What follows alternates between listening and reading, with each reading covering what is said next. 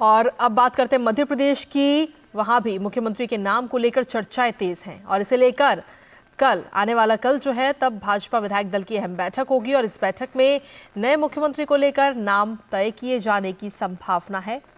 मध्य प्रदेश में शिवराज सिंह चौहान के फिर से मुख्यमंत्री बनाए जाने को लेकर कई तरह की बातें कही जा रही हैं। वहीं विधायकों से रायशुमारी के लिए नियुक्त तीनों पर्यवेक्षक भी बैठक में कल मौजूद रहेंगे। तो वाकई देखना होगा कि मध्य प्रदेश की कमान क्या एक बार फिर से शिवराज सिंह के हाथों में जाएगी या फिर कोई नया नाम मध्य प्रदेश से निकलकर सामने आएगा।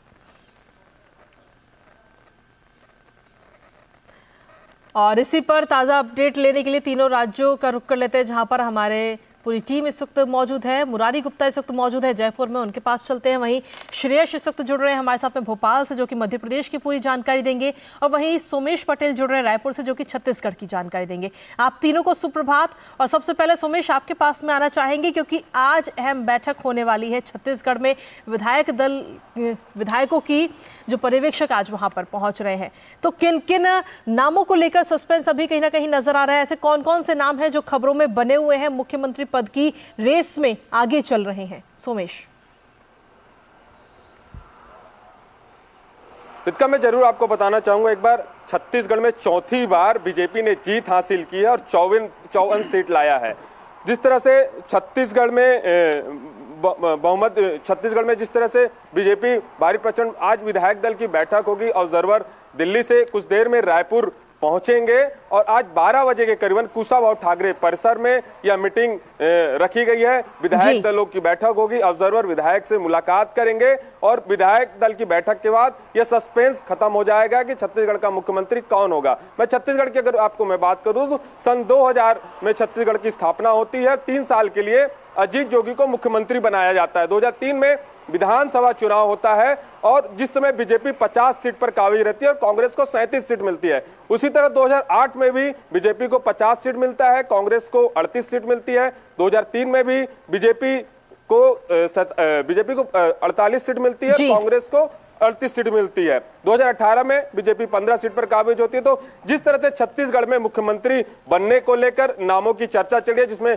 छत्तीसगढ़ के पूर्व मुख्यमंत्री जो 15 साल पे काबिज रहे छत्तीसगढ़ पे, रमन सिंह, अरुण साव, विष्णुदेव साव, रेणुका सिंह, ओपी चौधरी, इन तमाम नामों को लेकर छत्तीसगढ़ में चर्चा चल रही है। लेकिन आज जिस तरह से अहम बैठक है, विधायक दल की बैठक होगी आज करीबन, जो विधायक दल की बैठक होगी 2 बजे के करीबन बताया जा रहा है। उस बैठक के बाद सारे लोगों को यह बता दिया जाएगा कि आपका नेता चुन लिया गया है। इसके बाद जिस तरह से मुख्यमंत्री बनने को लेकर छत्तीसगढ़ में जो सस्पेंस है वो बरकरार हो जाएगा। तीसरी चीज, छत्तीसगढ़ में करीबन 2023 में 18,680 करोड़ है जो कर्ज है, जो 70.40% है। राजस्थान में भी उसी तरह से 147,000 करोड़ है जो 40.5% है। मध्य प्रदेश में भी 90,000 करोड़ रुपए कर्ज है जो 40.30% है। तो जो भी छत्तीसगढ़ का मुख्यमंत्री होगा या तमाम जो बीजेपी राज्य में है, इनके लिए अहम चुनौती होगी।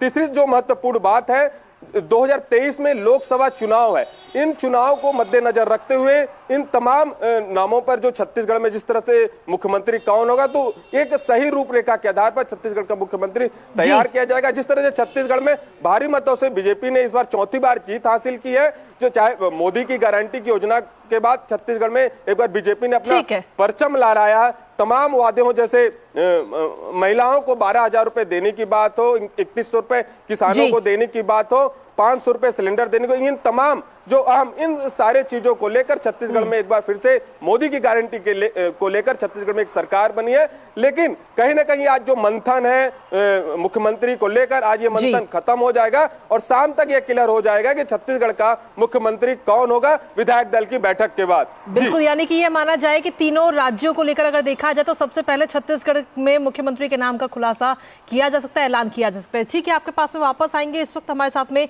भोपाल से श्रेयांश भी इस वक्त हमारे साथ लगातार बने हुए हैं। श्रेयांश, मध्य प्रदेश की बात करें तो मामा को लेकर कई सारी तरह की खबरें इस वक्त सामने आ रही हैं। क्या एक बार फिर से मामा के नाम पर ही मोहर लग सकती है या उनके अलावा और भी कई नाम इस वक्त चर्चा में चल रहे हैं? जी बिल्कुल कृतिका, देखिए सबसे महत्वपूर्ण बात आपको ये बता दूं कि अगर हम 2003 से बात करें तो 2003 से लेकर 2023 तक लगातार भारतीय जनता पार्टी जो है वो सत्ता में काबिज रही है। अगर हम 15 महीने की सरकार की बात 15 महीने की कांग्रेस की सरकार की बात अगर हम छोड़ देते हैं तो कहीं ना कहीं मामा का एक बहुत बड़ा रोल रहा है इतने साल से मध्य प्रदेश में राज करने का। और अगर मुख्यमंत्री पद की बात की जाए तो आज भी शिवराज सिंह चौहान को जो है दरकिनार नहीं किया जा सकते उनके नाम को। हालांकि अगर हम कैलाश विजयवर्गीय की बात करें, साथ ही साथ नरेंद्र सिंह तोमर की बात करें, प्रहलाद सिंह पटेल की बात करें, तो ये सब भी नाम जो है काफी तेजी में चल रहे हैं सीएम की रेस में। लेकिन किसी ने भी अभी तक इस पद के लिए, इस पद के दावेदारी के लिए अपना नाम आगे नहीं किया है, क्योंकि भाजपा जो है एक वो काडर बेस पार्टी है। तो जो भी केंद्रीय नेतृत्व का फैसला होगा या फिर जो भी ऑब्जर्वर जो आ रहे हैं, जिसमें मनोहर लाल खट्टर हैं, के लक्ष्मण हैं, आशा लाकड़े हैं, तो वो जब विधायक दल की बैठक होगी, उस बैठक में जो भी फैसला होगा उसके बाद वो निर्णय होगा। ठीक है श्रेयांश, आपके पास में वापस आएंगे। इसी के साथ में मैं इस वक्त हमारे साथ में मुरारी भी इस वक्त बने हुए हैं लगातार जयपुर से। अब मुरारी, अब देखिए राजस्थान का जो रण था उसमें तो भाजपा जीतने में जीत हासिल हो ही गई है, लेकिन साथ ही अब चर्चा चल रही है कि मुख्यमंत्री कौन होगा। आला कमान जो है वो मुख्यमंत्री पद की कमान किसके हाथों में सौंपेगा, इस पर चर्चाएं लगातार बनी हुई हैं। और विधायक दल की कल अहम बैठक भी होने जा रही है पर्यवेक्षकों के साथ में। बिल्कुल कृतिका, राजस्थान को मुख्यमंत्री मिलने के लिए एक दिन का और इंतजार करना पड़ेगा जी। सोमवार को जैसा बताया जा रहा है कि विधायक दल की बैठक होने वाली है, जिसमें जितने चुने हुए विधायक हैं उनको संदेश दे दिया गया है कि कल आपको सोमवार को जयपुर में ही रहना है। केंद्रीय मंत्री राजनाथ सिंह, सरोज पांडे और विनोद तावड़े को पर्यवेक्षक नियुक्त किया गया है।